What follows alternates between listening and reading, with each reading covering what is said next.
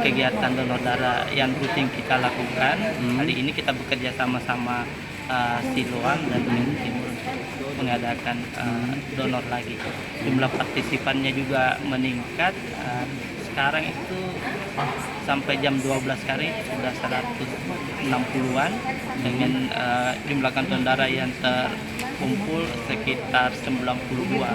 Tapi insya Allah bisa capai target sampai 100 kantong. Jadi ini rutin tiap tahun Pak ya? Rutin tiap tahun. Tiap tahun. Kerjasama dengan PMI yang ini. Nanti PMI yang salurkan tadi.